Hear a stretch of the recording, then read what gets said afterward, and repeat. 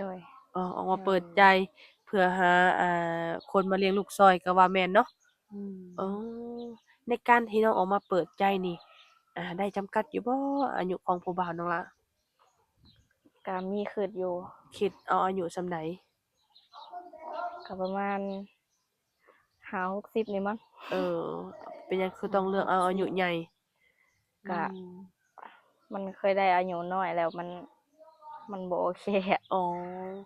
กับทักทายสบายดีและสวัสดีเด้อ FC ฮักแพงกันเบิดทุกผู้ทุกคนเนาะบ่ว่าจะเป็นภายในหรือว่าต่างประเทศก็ยินดีต้อนรับเข้าสู่ช่องสาวเหมยวันปลายอีกแล้วเนาะมาพบพ้อกับสาวเหมยมื้อนี้ก็ได้เดินทางมาหาทางผู้สาวโสดหน้าใหม่เนาะทางสาวเหมยเองก็มาเป็นครั้งแรกอ่า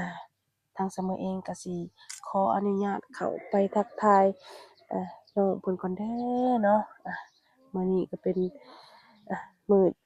มื้องามยามดีก็ว่าแม่นเนาะโอ้ยได้มาออกมาหาทางผู้สาวโสดหรือว่าทางสมัครห่างเหินอ่าการถ่ายคลิปก็ถือว่าโดนนานเนาะก็เนื่องจากว่าบ่สบายตอนนี้ก็รู้สึกว่าดีขึ้นหลายแต่ว่าก็มีไอแหน่เนาะก่อนอื่นทางสมัยเองก็ขอขอบคุณ FC เด้อเนาะที่ว่ากดไลค์กดแชร์กดติดตามแล้วก็รับชมเนาะปีใหม่พาใหม่มาแล้วก็ขอให้มีแต่สุขภาพแข็งแรงอยู่ดีมีแรงคนที่ว่าเข้ามาเบิ่งเนาะ FC ของสาวเมย จังได๋ซั้นเสมอเองก็สิได้ขอตัวเข้าไปหาทางผู้สาวโสดเพิ่นก่อนเด้อแล้วตอนนี้ก็บ่ได้รถสายเพิ่นแล้วเนาะโดยเปิดภาพมาก็มาพบมาพ้อกับผู้สาวเนาะโดยสบายดีเด้สวัสดีอโดยสบายดีเนาะโดยก่อนอื่นทั้งสาวเมยกับสาวละน้อยก็สิเข้าไปทักทายถามชื่อของน้องก่อนเนาะชื่อว่าจังได๋น้องล่ะชื่อลุง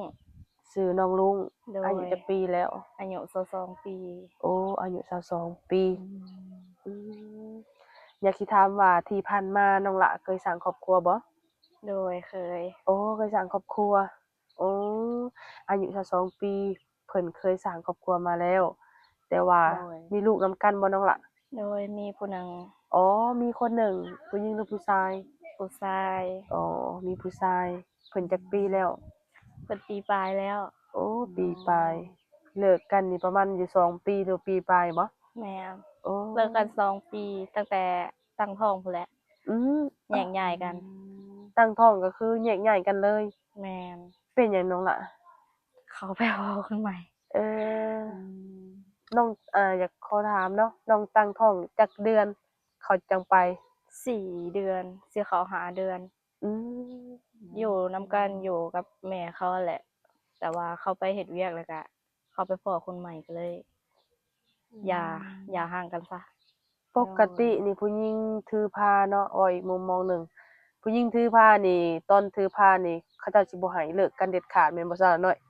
ออกมาแล้วจังว่ากันแบบนี้หันนะแต่ว่าก็คือเว้าให้เนาะมันก็โดยความน่ะสิบ่เข้าใจซุมเพิ่น2คนนั่นแหละเนาะแม่นก็เลยแบบท้องก็อย่าคันมันใดมันบ่สบายใจก็คือเลิกไปเลยซะเนาะ โดยโอ้หลังจากเลิกกันแล้วทางพ่อของลูกเพิ่นนี่ฝากเงินฝากคำแบบส่งยืนบ่น้องล่ะบ่เคยอ๋อก็คือบ่เคยส่งลูกของน้องตอนนี้กินนมอยู่บ่ยังกินอยู่โอ้กินนมหยังน้องล่ะกินเล็กแต่เย็นอ๋อเล็กตู้เย็นเด็กตัวเย็นนี่คือกินนมผงแม่นโอ้แต่แต่ละเดือนนี่เบิดหลายบ่น้องล่ะช่วงนี้บางลงแล้วเพราะว่าโดนๆให้กินเทื่อหนึ่งอืมก็คือสิแบบว่าเดือนหนึ่งเบิดประมาณจักกล่องก็3 กล่องอ๋อ4 กล่องเดียวนี้3-4กล่องก็ถึกทิศละกล่องเนาะแม่นโอ้กินนมเบอร์หยังน้องล่ะบ่กินนมเบอร์หยังก็ เบอร์3นี่บ่อ๋อเบอร์3ปีปลายก็มีแต่เบอร์3เนาะแม่นแม่นแหละน้องเพิ่นเกิดเดือนหยังนี่เดือน7โอ้ก็ยังดนอยู่เนาะ อืม ก็ยังดนอยู่เพื่อสิฮอดสิจัง2ปีโดยเนาะก็คือเดือน7พุ่นล่ะเออทางน้องหลาบ่ได้ไปเฮ็ดเวียกเฮ็ดงานทางใดบ่ไปก็ไปแล่นงานอยู่ในเซโนไปอ๋อขายเครื่องซอยอ้ายซื่อโอ้ๆบางมื้อก็ไปบางมื้อก็บ่ได้ไปโอ้ๆๆก็คือไปเฮ็ดเวียกเฮ็ดงานซอยโดยพอได้เงินซื้อนมลูกก็ว่าแม่นเนาะแม่นทางน้องหลาเคยไปไทยอยู่บ่จ๊ะยังบ่ได้ไปเลยโอ้ยังบ่เคยไปคิดอยากสิไปอยู่บ่เคยไปแต่ก็ยังบ่ได้ทันได้ไปดนแล้วอืปีมปลายละอือๆๆๆ เคยไปแต่ยังบ่เคยไปโดนแป๊บเดียวแล้วก็มา แม่น อ๋อโดย สิเป็นจังได๋ซะหรือว่าทางน้องหลานคือว่าโสดมาดนนานโดนซะแล้วเนาะอืมอาก็คือสิคิดอยากมีคนครองใจบ่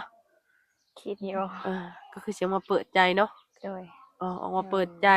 เพื่อหาคนมาเลี้ยงลูกซอยก็ว่าแม่นเนาะอืมอ๋อในการที่น้องออกมาเปิดใจนี่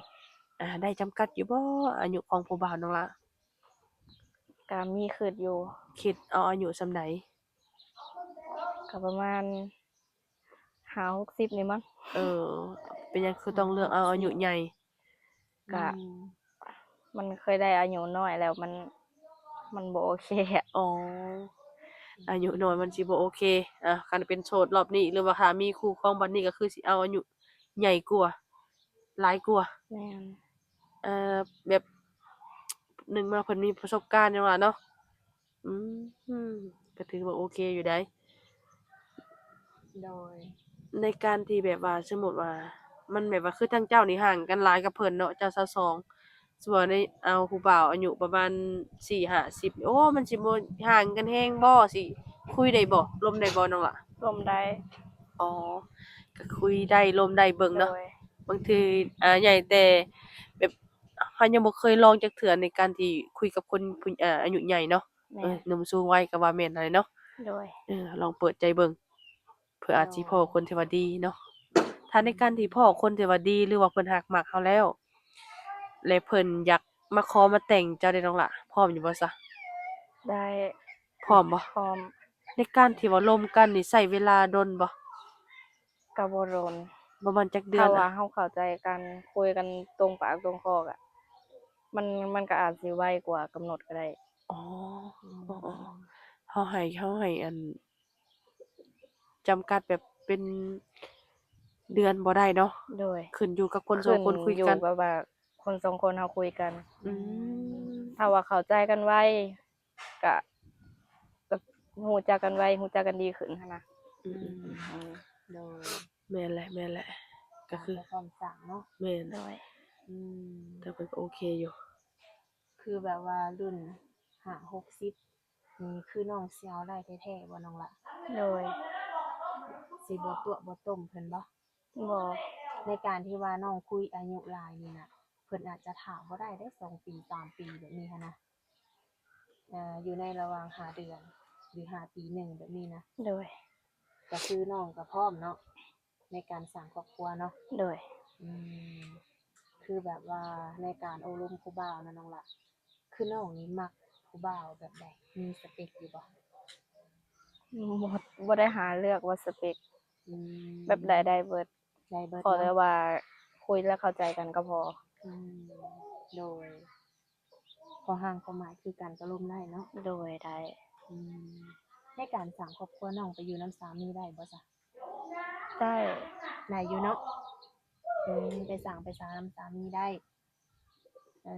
แบบนิสัยใจคอของเพิ่นได้จั่งใดล่ะก็บ่อยากให้เพิ่นใจร้อนเกินไปอืม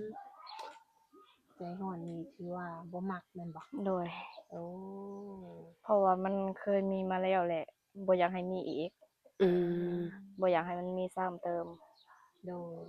เคยเจอเหตุการณ์แบบนี้มาแล้วเนาะโดยในการใจร้อน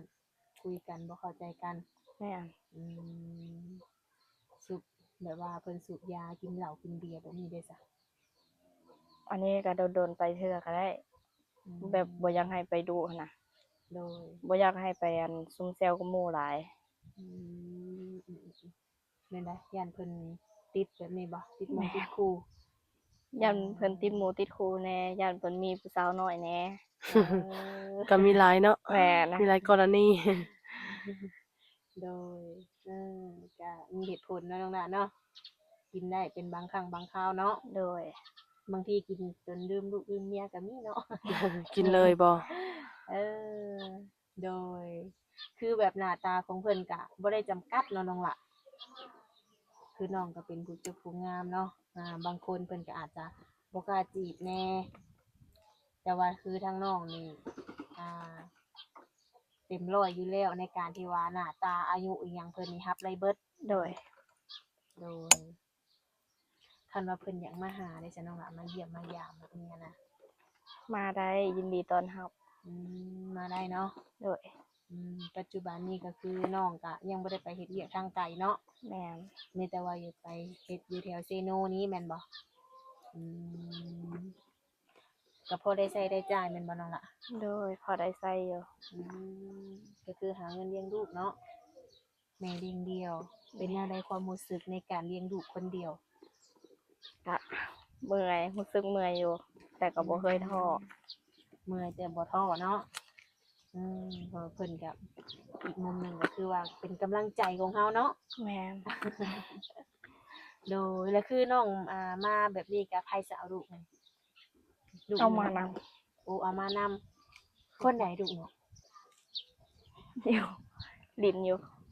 ดีดอยู่นั่งอยู่ฮะ แม่น แล้วผู้เจ้าถามมันได้ซะละน้อย ลูกน้องบ่หั่นน่ะ แม่น ใหญ่ได้ยังว่าให้ปีปลายได้แล้วว่ะ โอ้แล้วคิดว่า ลูกหลานอยู่ทางนี้ บ่ คือลูกน้องเองเนาะ แม่น โอ้เพิ่นก็ใหญ่เติบแล้วเนาะอืมโดยคือแบบทางน้องนี่ในการ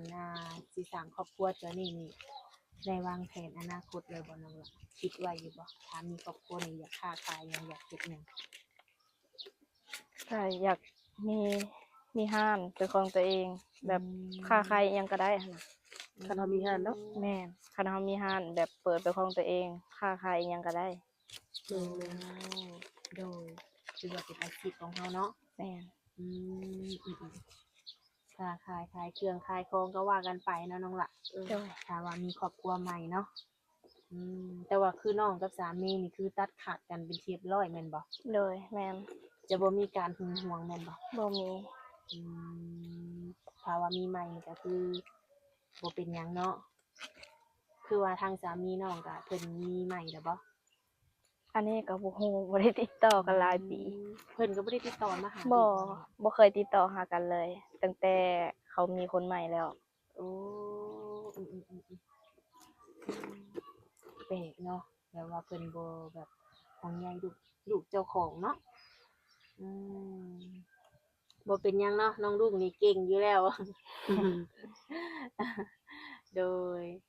ที่ผ่านมาได้สันน้องหลาแบบเวลาน้องไปเฮ็ดเวียกเฮ็ดงานแบบนี้นะบ่มีบ่ผู้บ่าวแซวผู้บ่าวจีบอิหยังแบบนี้หั้นนะ ก็เขาแซวอยู่แต่ก็บ่ค่อยสนใจปานใด อืม แบบว่าเฮาเฮ็ดเวียกหาเงินเลี้ยงลูกให้มันใหญ่ก็พอแล้ว อืม ที่ผ่านมาก็มันเคยเห็นมาแล้วหั่นน่ะ โดย ก็บ่อยากให้มันซ้ำเติม อืมโดยแต่ก็มีอยู่เนาะบ่หวั่นไหวแน่บ่ ครับบ่แบบว่าเขาแซวก็ฮู้อยู่แบบว่า ผู้ชายเขาน่าจะล้มหลายคนอยู่แล้วหั่นน่ะ อืมโดยถ้าว่ามีครอบครัวใหม่ก็คือทางพ่อทางแม่เพิ่นก็ถือว่าเห็นดีนํเนาะ โดย อืมน้องลูกมีพี่น้องบ่ซะน้องหลาน มี มีเอื้อยมีอ้ายบ่ มี อืม มีอ้ายลูกติดพ่อ อื พ่อมีลูกติดมานำ โดยต่อเนาะคือน้องก็มีทางติดต่อให้ทางหนุ่มๆอยู่บ่ซะ มี มีหยังแหน่น้องล่ะ มี LINE มีไลน์เนาะโอ้ก็คือแบบเฟซอีหยังนี่บ่ได้ดินบ่ เฟซก็โดนๆได้ลิ้นเทื่อ อืมหลักๆก็คือทางไลน์เนาะ แม่น อืมโดยคือแบบน้องนี่เคยมีครอบครัวอายุนี่รุ่นเดียวกันบ่สามี เขาอายุเกินกว่า อืมโดยแต่ถ้ามีอีกเทื่อหนึงขอเป็นอายุหลายเนาะอายุ50พุ่นแหละทุกคนเลยลองมาโอมาลมกับน้องดูของเพิ่นเนาะคือหน้าตานิสัยใจคอก็คือบ่มักคนใจร้อนเท่านั้นเนาะน้องละ โดย ถ้าว่าใจร้อนนี่บ่มักเลยบ่ให้โอกาสเลยบ่น้องละ ร้อนหลายก็บ่ดีเย็นหลายก็บ่ดีบ่เอาปานกลางเนาะ โดย จักหน่อยเย็นบ่เซยซ่าอีกเนาะ สิว่าเจ้าบ่ใส่ใจข่อยติ มันก็สิมีหลายมุมมองว่าซั่นซะเนาะ โดยเปิดใจรอบนี้นี่ความพร้อมสร้างครอบครัวนี่ถือว่ามีเต็มร้อยเนาะ โดย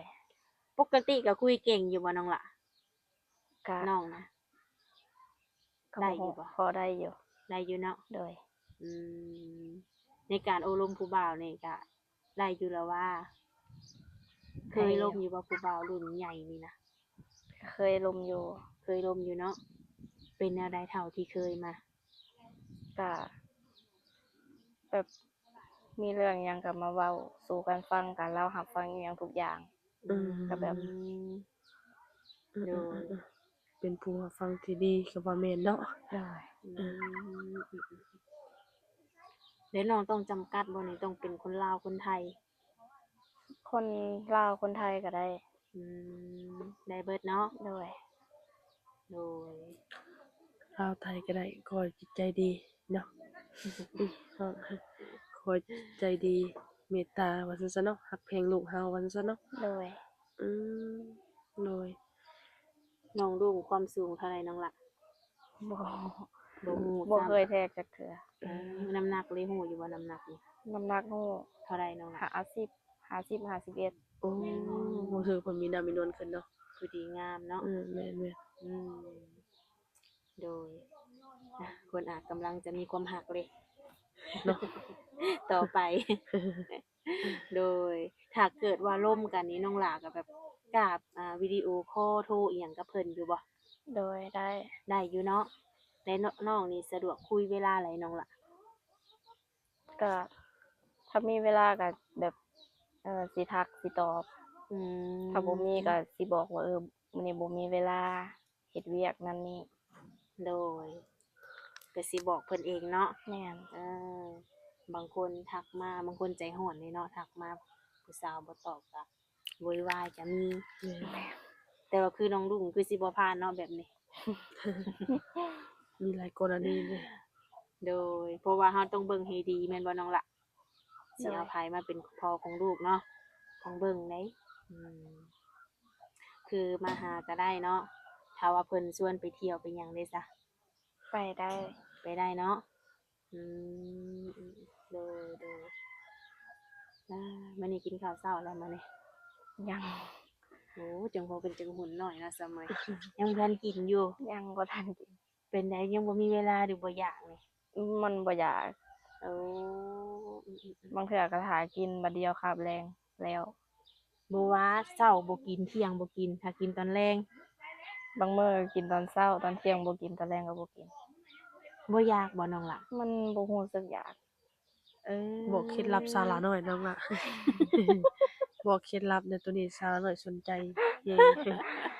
เคล็ดลับให้กินข้าวนี่ เนาะอาจจะชินแล้วเนาะเบิ่งนี่โดยก็โอเคเนาะเสมอเนาะถือว่ามาเปิดใจให้น้องเป็นครั้งแรกเนาะ ถ้าเกิดว่าคำถามใดทั้งเฮาบ่ได้ถามก็ให้ทางหนุ่มๆเพิ่นมาถามเองเนาะบางทีทางน้องรุ่งเพิ่นอาจจะสะดวกตอบให้ก็มีเนาะน้องหลาเนาะอยากรู้หยังเรื่องราวต่างๆของน้องเนาะ โดย ก็ลองแอดไลน์มาทุกคนเลยคือทางน้องก็มีไลน์อยู่แล้วเนาะโดยปีใหม่แล้วก็มีแต่ให้สมหักสมหวังเด้อน้องหลาเด้อ โด แม่ ย น ให้พ่อคนดีๆเนาะ แม่ เข้าน มาในชีวิตให้ได้คู่ซะเนาะ มาเฮ็ดไร่เฮ็ดนาเด้ แม่มาซอยกันเลี้ยงลูกก็ว่าแม่นเนาะอยู่ร่วมกัน โดยไว้พบกันในคลิปหน้าเด้อน้องหลาเด้อ โดย โดย โดย สบายดี สบายดี